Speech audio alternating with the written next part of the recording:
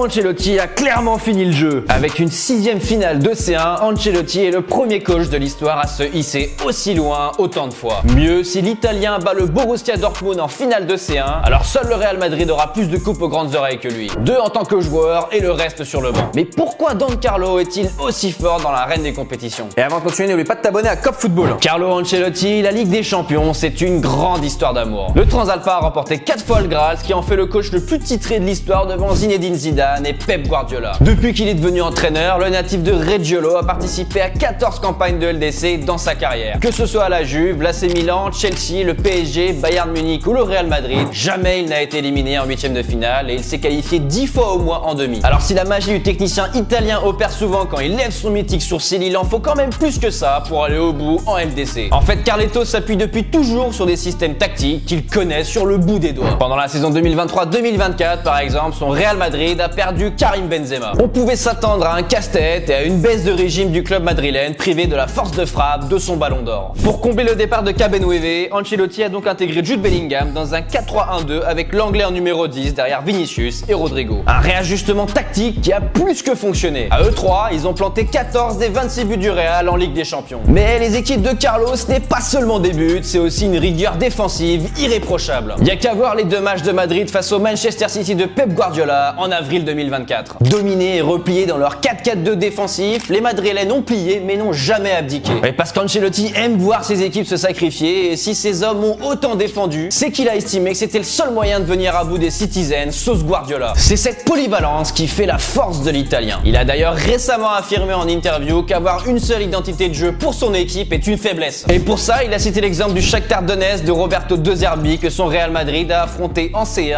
en 2022. Face à cette équipe joueuse dotée de latéraux très offensifs, Carlo dit à ses joueurs de ne pas presser parce qu'en cas de gros pressing, les comptes pouvaient faire très mal. Bon résultat, les merengues n'ont pas pressé et ils ont gagné 5-0. Cette année-là, c'est son 4-3-3 offensif et un duo de feu Benzema-Vinicius qui offrira la 14e LDC à la Maison Blanche. C'est ce même solide 4-3-3 qui permet à la BBC Bale, Benzema, Cristiano Ronaldo de décrocher la décima en 2014. Mais le schéma de jeu le plus populaire de Carlo Ancelotti, c'est son sapin de Noël. Un système en 4-3-2-1 avec lequel Carleto a révolutionné l'AC Milan. En faisant reculer Andrea Pirlo, il en a fait le symbole du Regista, un meneur de jeu proche de sa défense. Et c'est ce sapin de Noël qui permet à Don Carlo de rafler 2 Ligues des Champions avec les Rossoneri en 2003 et en 2007. Bref, peu importe le dispositif, Ancelotti est un entraîneur qui a su faire évoluer ses tactiques avec son temps. Et quelles que soient les équipes qu'il a coachées, il a toujours su obtenir le meilleur de ses joueurs en bâtissant des groupes soudés. L'Italien explique lui-même qu'il utilise la méthode douce. Pour lui, le relationnel est la base de tout. Être capable de tisser des liens forts et voir l'homme qui se cache derrière chaque joueur. Et même s'il fixe un cadre et des règles de fonctionnement, Carlo Ancelotti arrive à s'ajuster en fonction des besoins de chaque joueur. Il suffit de voir les célébrations des merengues avec leur coach pour réaliser à quel point Don Carlo est proche de ses joueurs. Et puis, Ancelotti est un technicien crédible. Avec ses succès dans la plus prestigieuse des compétitions, il en impose à ses protégés. Et ses joueurs apprécient cette assurance et ce sang-froid en toutes circonstances. Pas besoin de lever la voix, le groupe suit. Une tranquillité et une bienveillance presque paternelle qui rejaillit sur un collectif prêt à repousser toutes ses limites pour lui. Transformer des individus en un collectif muet vers la victoire, toujours dans un calme olympien, c'est aussi ça Ancelotti. Pour toi, est-ce que Carlo Ancelotti est le plus grand coach de l'histoire? Dis-le moi dans les commentaires. Et si t'as kiffé, abonne-toi à Cop Football.